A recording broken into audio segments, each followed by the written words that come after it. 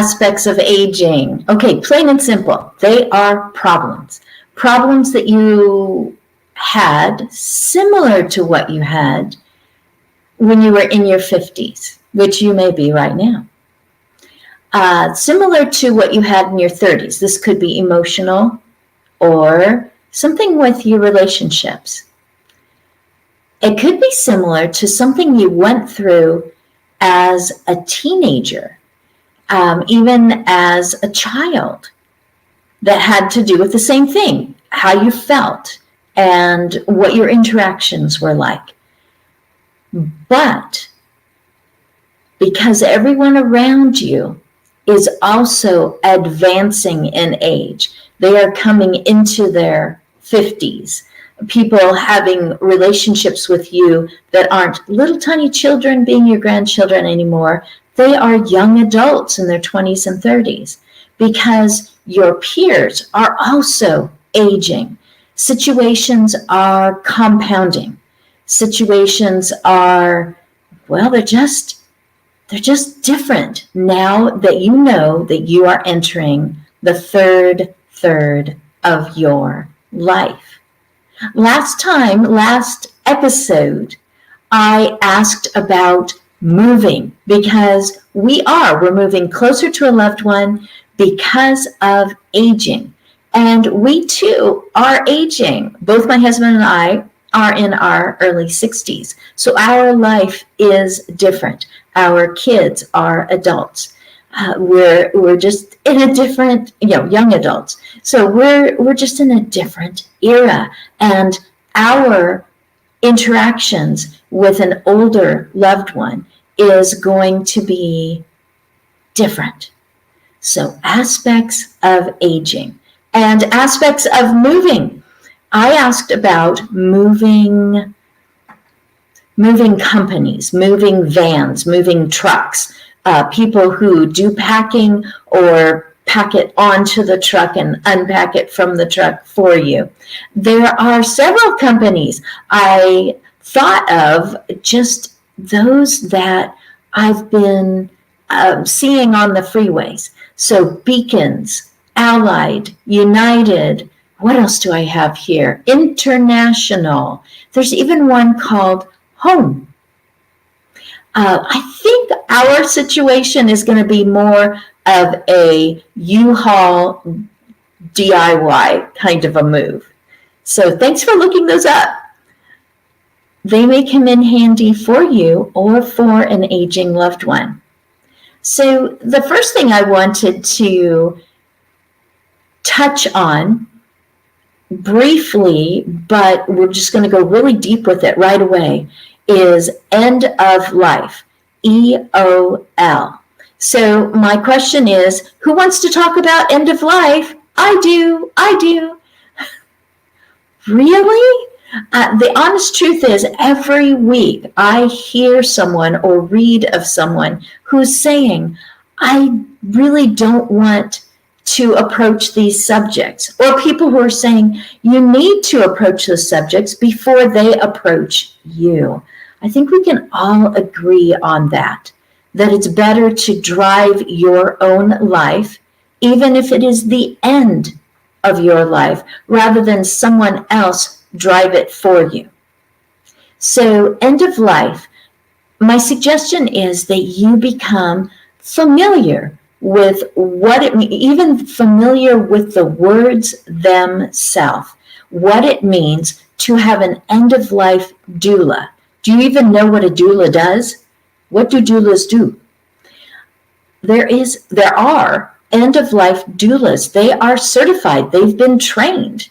It isn't just a person raising their hand saying, I'll hang out during this crucial, most important, final act of living. This is a person who's really been trained, and they have specific parameters, lines that they stay behind and lines that they specifically cross because of their neutrality and because of their training.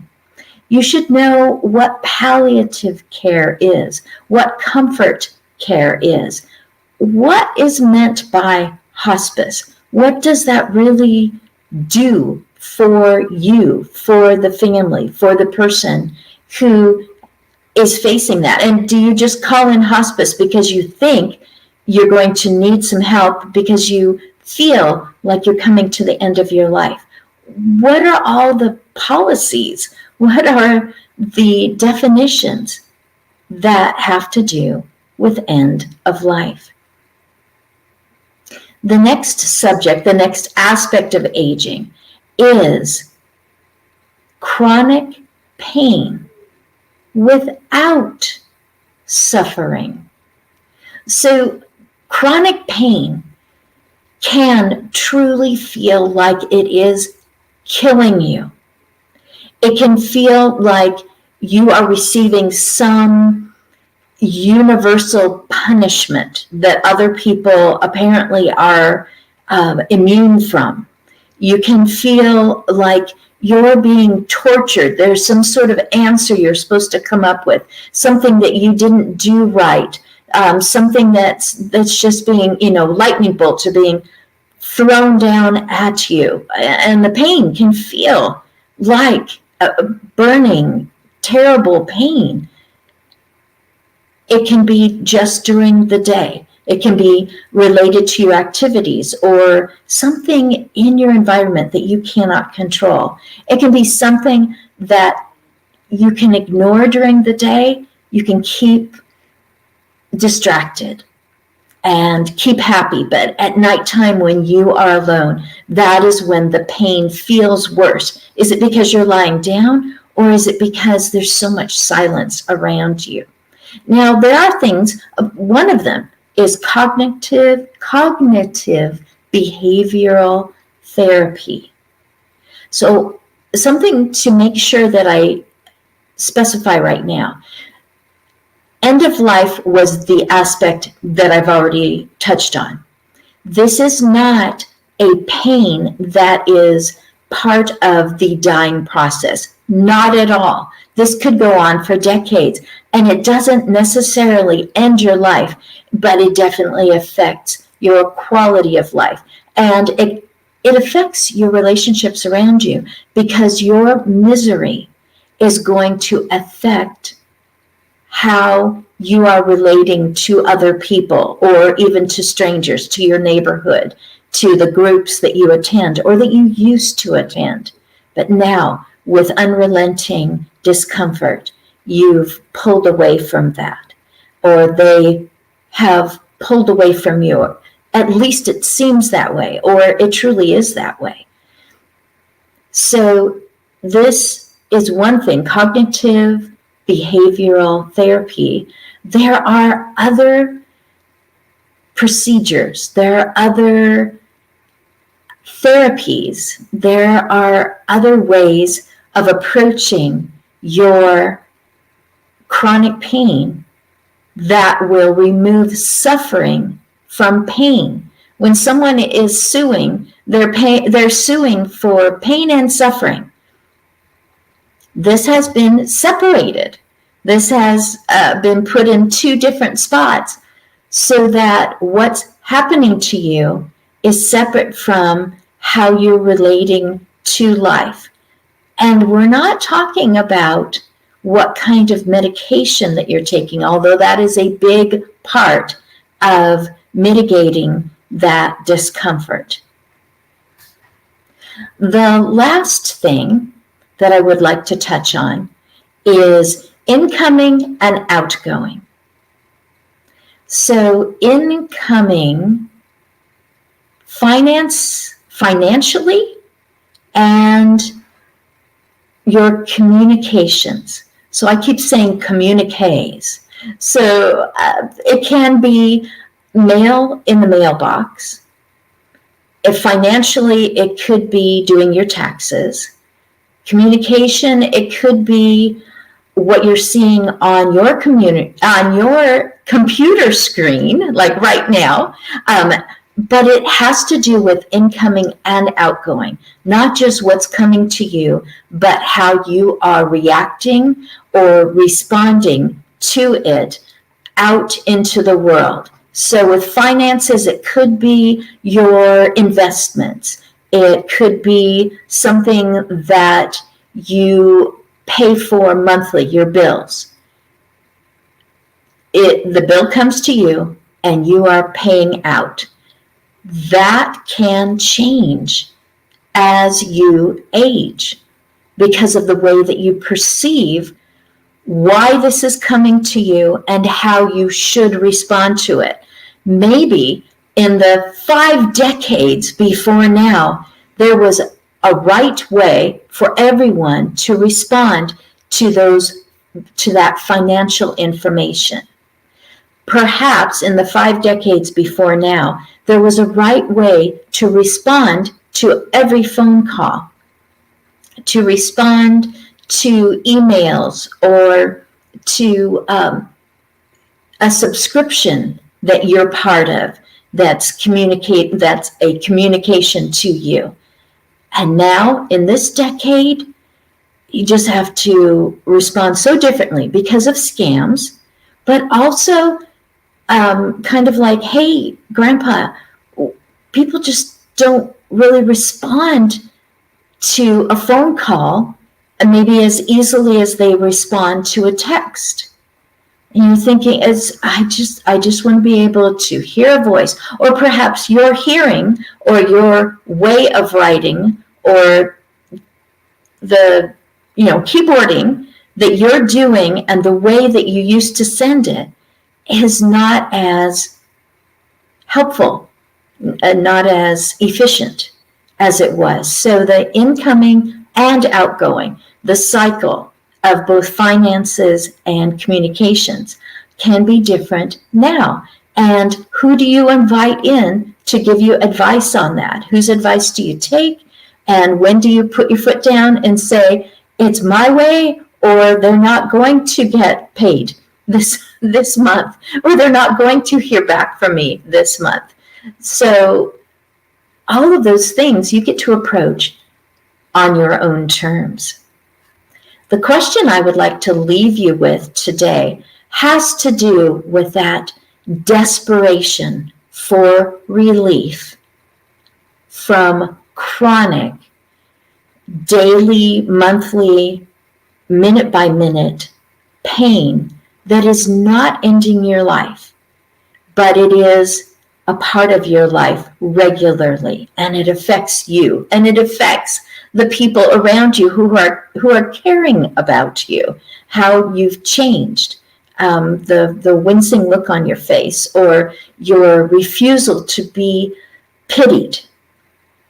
So I would like for you to look up pain relievers that have severe side effects, the possibility of severe side effects, or they almost always have that side effect, and pain relief that really has no side effect at all. Perhaps even the side effects are better for your overall wellness.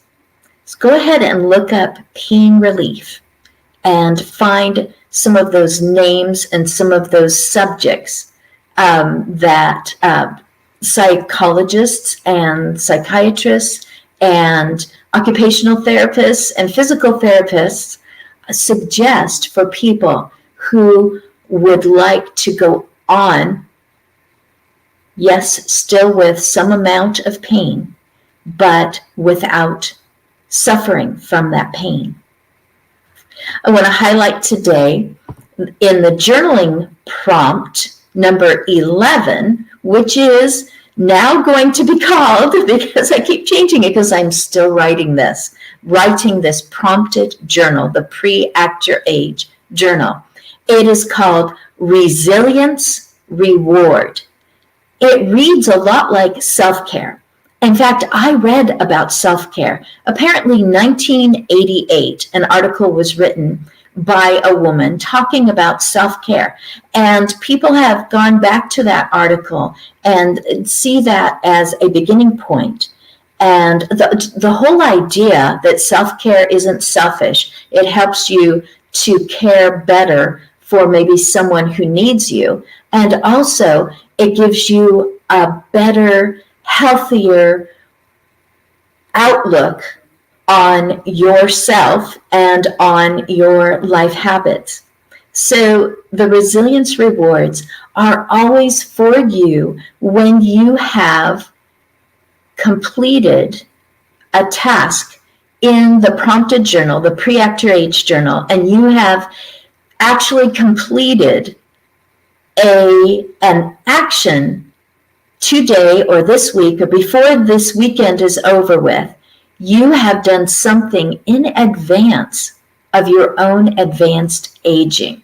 You have prepared something, you have documented something, you have communicated something, you have visited somewhere, you have purchased something that is for your future. You don't really need it right now, but you're starting that habit of being involved, of having both hands on the wheel, navigating your age. You've just started that today at this age. Those resilience rewards, as written about in that article in 1988, are not just, what did they say? Not just bubble baths, and it's not just for women, and it is not just selfish.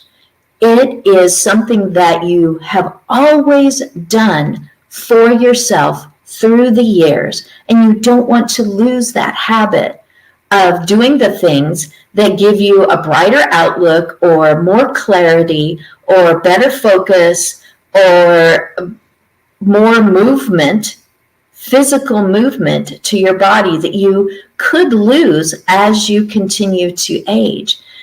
Also, to get you to do those pre-actions, you can look forward to a reward. I've suggested 4 on every single one of the 52 aspects of aging. So that puts it at over 200, right? 200 different things that you might do. And it includes things that you do with other people, not just alone. Self doesn't mean all by myself. And it's things that you can do for someone else. You are participating, and it is just a soul-filling moment to have done something for someone else, for an organization, for a cause, for a neighbor, that it just lifts you up. It's something you want to tell other people about, or maybe you just want to jot it down in your journal just to remember. And some of them are giving you permission to do something silly or something that you haven't done in so long. You've really just gotten out of the habit of enjoying that. So that's what number 11 is on each of the aspects of aging in the pre-actor age journal. And I call it prompted because I'm telling you a subject to deal with, to think about, and also I've given you suggestions that might be the right answer for you, or at least get your brain wheels turning so that you can find the right answer that fits who you are right now. So I think I've covered everything for now. I gave you some answers from last time, except for one thing. I want to make sure I don't forget to mention the 3 topics for next time. These are problems, these are challenges, these are issues, these are things that affect you at any age, some of them at any age, but many of them only as you are aging, growing older, and all of them are different in your 80s, 90s, and 100s.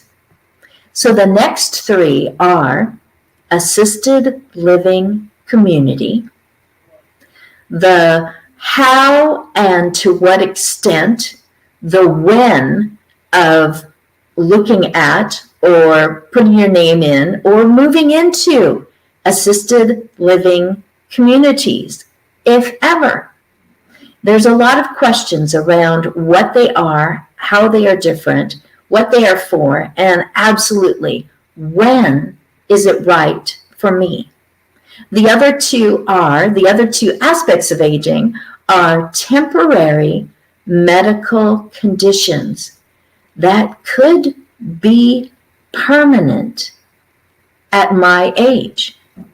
Maybe not if I had come across this in my 30s, but definitely now that I'm in my 70s, this temporary condition could be permanent for a variety of reasons. And the last one for next time, ADA ready. Already? This has to do with your environment, the place that you live in, the way that you go about the neighborhood, go up and down the hallway. Is it ready for you plus 2? I'll talk about that next time. For now, I am Christine A. Smith, and I suggest that you participate in your own style of a brain body pre-activation. This is beyond taking a walk. This is beyond doing a crossword puzzle. This is something that causes your body and your brain to come up with different solutions or different movements that you aren't doing anymore because you've gotten out of the habit of something that almost every aging industry person thinks is important, and that is the importance of play and creation and coming up with ideas and trying something new just because it's what you used to do. To learn something new is that you had to try something new. You don't need to stop learning just because you've reached a certain birthday. And your body and your brain needs to practice doing something new. If you want to see some of them, go to Aging Better Network. I have to remember which one it's called. AgingBetterNetwork.com. Go there, scroll down to pre-activations, and try a few of those. They are for your brain, for your body, and it isn't repetitious. It isn't Sudoku. It isn't just lifting something up and down, and it becomes something that's just automatic. You really have to think, and your body really has to participate and obey you to do pre-activations. So I suggest that to you because I am the aging enthusiast.